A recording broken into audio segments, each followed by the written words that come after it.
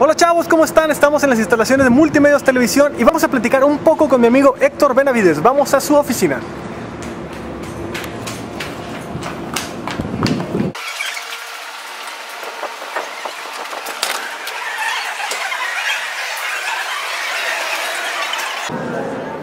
Arquitecto. Hola. ¿Cómo está? ¿Qué tal? ¿Cómo estamos? ¿Qué milagro? No, todo bien, todo bien. ¿Listo? Listo. Bueno, arquitecto, la primera pregunta que quisiéramos hacerle es, ¿qué le gustaba jugar cuando era niño? Me gustaba jugar, bueno, en equipo había un juego que se llamaba el burro bala, que era que uno se ponía en la pared, ¿no? 2 o 3 compañeros y luego el otro equipo éramos 2 o 3 y nos tirábamos a montarnos, ¿no? Sobre la espalda de los que estaban agachados. Y luego empezábamos a movernos y a ver quién aguantaba más. Luego los 3 que habían estado de burro bala, se llamaba se cambiaban y entonces ellos se venían y nosotros nos poníamos. Esa era una forma, ¿no? El otro juego pues, era un juego de canicas, se llamaban el pocito. Se hacía un pocito y entonces con un puño de canicas a ver si eran pares o nones. Ese era otro juego. Okay, otro juego era el yoyo, que ya había en esos años, y el trompo también. Bueno, ¿y cuál fue su mayor inspiración mientras crecía? Mi mayor inspiración cuando crecí fue una película que vi. Estaba en la prepa, tendría unos 15, 16 años. Se llama, porque todavía por ahí sé que la han exhibido, la historia de Eddie Duchin, un pianista. Y no sé por qué me impactó mucho, sobre todo por la forma como él pudo, a base de tocar puertas, encontrar una oportunidad y demostrarles que era uno de los mejores pianistas de la época, ¿no? Eddie Duchin, estoy casi seguro. Y esa película me marcó para toda mi vida. ¿Alguna vez alguien le dijo que no podía hacer algo o lograr algo y usted lo hizo? Sí, es algo que yo me encontré hace poquitos años, ya después de los 60. Una tía que reflexionando, no sé, en algún momento en la casa de la abuela, mi tía Marta, pues no se dio cuenta que yo estaba ahí en la habitación y dijo, no lo recuerdo como reproche, sino lo recuerdo como algo muy extraño, ¿no? Es decir, y sé que tuvo que haber influido de alguna manera u otra en mi actividad, en la que ya llevo 53 años, acabo de cumplir el pasado mes de agosto, en radio y televisión. Y la tía Marta en cierto momento me dijo, se refirió a alguno de mis tíos o quizá a mi abuelita, mamá Meme, y le dijo algo así como, ¿por qué se le sigue oyendo la voz a Héctorcito como de mujer? Y a mí me marcó mucho, digo, ¿por qué se me oirá así de rara la voz, no? Yo tendría pues, unos 13 años, recuerdo. Y luego, atando fechas, a los 17, a los 16, empecé yo a tener curiosidad por la radio. Y a los 19 años fui a México y presenté mi examen. Pienso yo que me pesaba mucho, ¿no? Aquello de que la voz de Héctorcito no acaba de madurar, se le oye una voz como de niña, de mujercita. No lo dijo para ofenderme, ¿no? Estoy seguro que si la tía se hubiera dado cuenta que yo estaba ahí, no lo hubiera dicho, eso sí. Pero como que eso me creó un reto. Y entonces entre las respuestas que yo di a esa observación fue, voy a ser locutor y no sé cómo le haré, pero mi voz va a hacerse ronca. Y alguien en una mala fecha me dijo, fuma y se te va a hacer la voz así, grave, y tómate tequila. Y entonces yo lo agarré muy a pecho, eso. Y por muchos años fumé y por muchos años tomé tequila. Desde luego que eso no me cambió la voz, ¿no? Pero lo recuerdo como algo muy, pues, no me ofendió en su momento, pero supongo que eso fue una especie de empuje que mi tía Marta me hizo. Y luego ya al paso de los años yo la recuerdo como que era mi tía que más me festejaba. Todo lo que yo hacía. Oye, te vi en el programa del Clan del Martillito, Héctorcito, siempre me decía así, Héctorcito, qué bien, oye, te ves muy bien, ¿y quién te enseñó a bailar? Le dije, no, tía, pues, oye, no, que yo nunca pensé que tú fueras a salir en la televisión, y estoy hablando de 1965, yo tenía 24 años y estaba saliendo en televisión. Y entonces mi abuelita y mi tía Marta y mi tío Pino y mi tía Concha y mi tía Ernestina de México cuando venía, pues decía, ay, mira, Héctor está en la televisión. Éramos poquitos los que salíamos en la televisión en esos años, ¿no? Y entonces yo siempre, hace algunos años, repito, ya dije, no sé, algo me recordó a mi tía Marta y dije, mira, mi tía Marta de alguna manera fue quien me empujó a la actividad que se convirtió, no en la segunda profesión, sino en mi primera, porque esta la he ejercido más que la otra. Yo, estando en 1960, en tercer año de la Facultad de Arquitectura, empecé a trabajar en radio porque me gustaba mucho la música, y además tenía yo ese prurito de mi voz ya tengo 20 años, se debe de oír, ¿de acuerdo?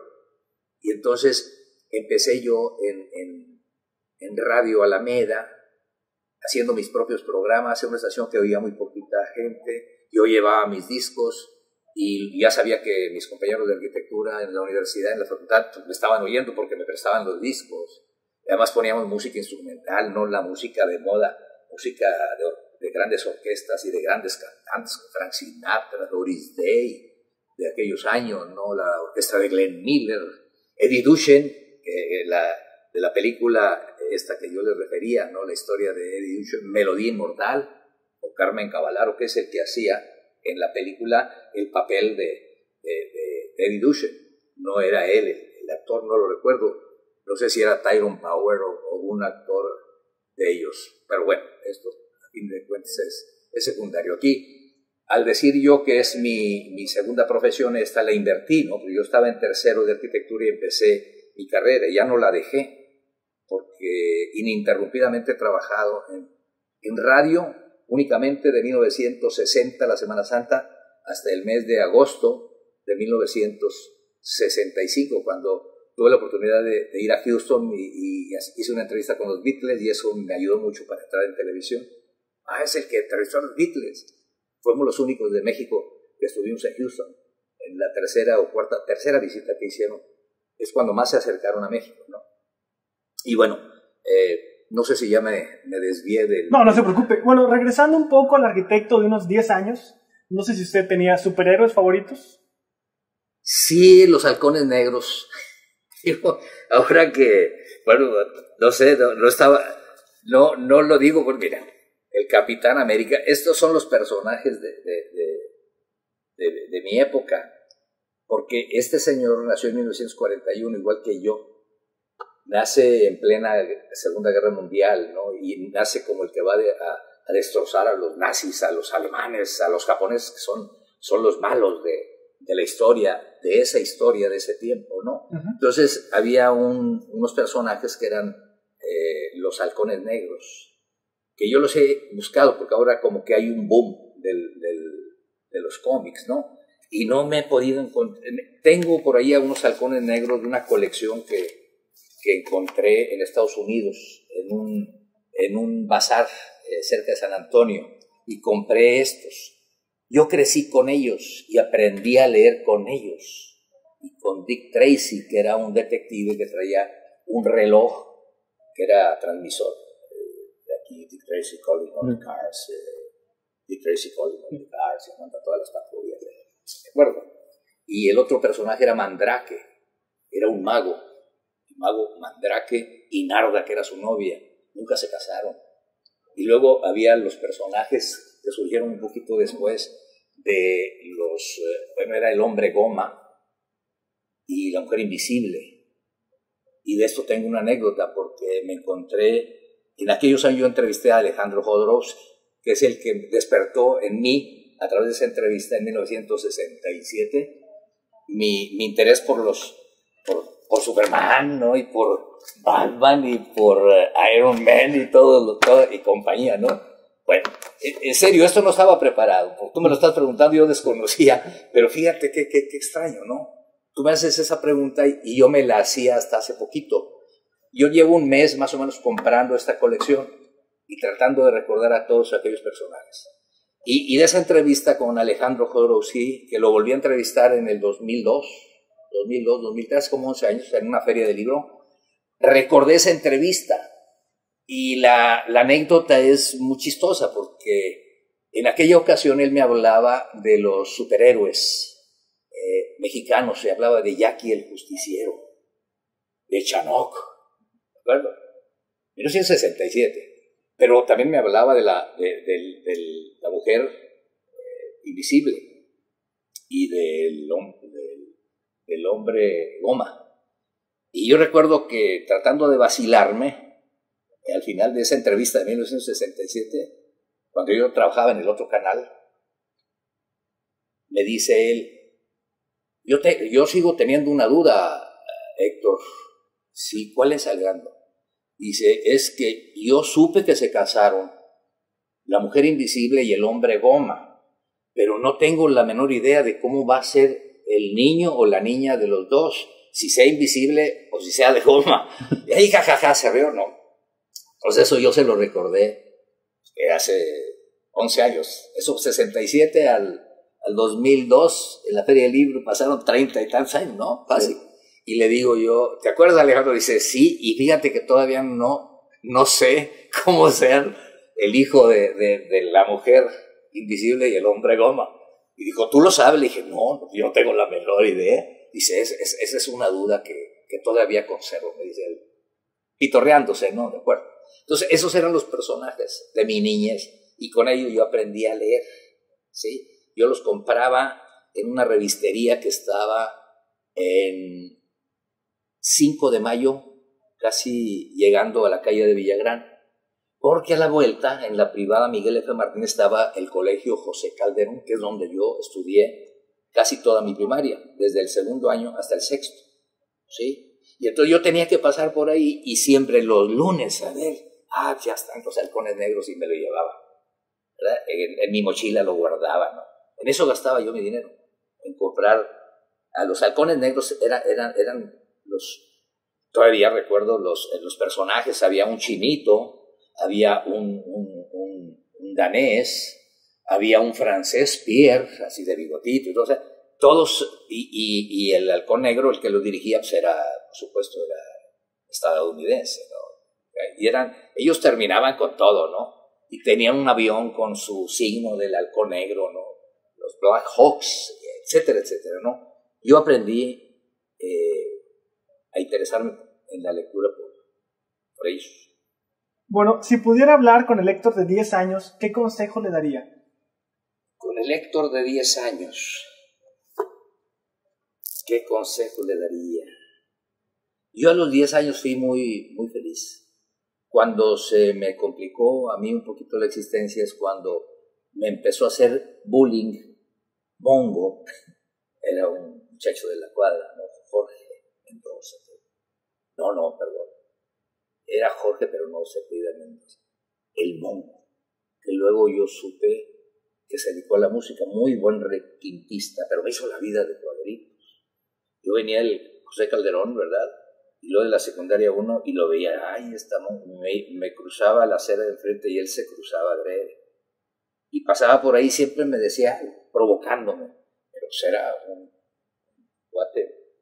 Yo creo que tenía unos 2 años o 3 más que yo, y además muy alto y yo bien chaparrito, ¿no? Y pues luego aguanté callado, ¿no? Entonces, si yo tuviera 10 años y me encontrara otra vez a un Mongo, lo enfrentaría. a pesar de la diferencia de edad y de peso. Porque a mí me marcó mucho, para mal eso. Me hizo medroso, me hizo tímido. Y yo me pude recuperar eso cuando empecé a jugar fútbol americano. Me di cuenta que podía responder con violencia a la violencia, pero en una forma ordenada y sin mala intención. Entonces yo a los 16 años ya estaba jugando, después de esa etapa difícil de los 10, quizás hasta los 14 años, yo a los 16 ya estaba jugando con arquitectura, que entré a esa edad, en 1957, a la facultad, y dije, me voy a meter al equipo de americanos, primero porque me gustaba, y segundo, a ver si tengo yo tamaños para entrar, para correr, y bloquear, y taclear, un juego de contacto, ¿sí? Y empecé a los 16 años, entrenamos en diciembre, ya a los 17 los cumplí, ya embarnecí un poquito, jugué otra temporada, ya de 18 años, y salimos campeones. Entonces eso me hizo recobrar la confianza en mí mismo.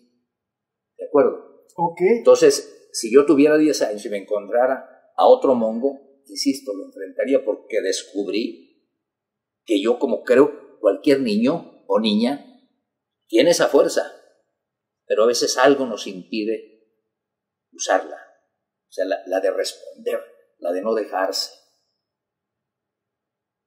Bueno, basado en lo que nos está diciendo, ¿un mensaje que le quiera dar a los niños o a los jóvenes?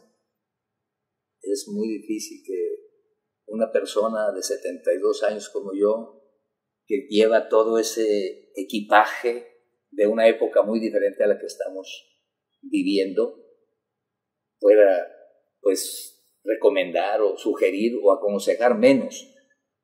En todo caso, yo diría nada más que se dejen llevar por lo que les diga su corazón y que no le hagan daño a nadie. Y que si se encuentran algún mongo en su vida, lo enfrenten. No le saquen la vuelta. Que tengan confianza en ustedes mismos. Y la confianza viene aparejada del conocimiento. Y el conocimiento está en los libros. La información es la que está en los medios. Cine, radio, revistas, internet. El conocimiento está en los libros. Y el conocimiento es el que te da esa fuerza que yo encontré para enfrentar a equipos en fútbol americano con compañeros que tenían más edad que yo, que tenían más peso que yo, pero que no tenían ese carácter que yo me forjé después de haber pasado esa amarga experiencia de 3, 4 años huyéndole a mongo. Que no le huyan a nadie, que lo enfrenten. Excelente, muchísimas gracias, arquitecto. Un placer. Ok.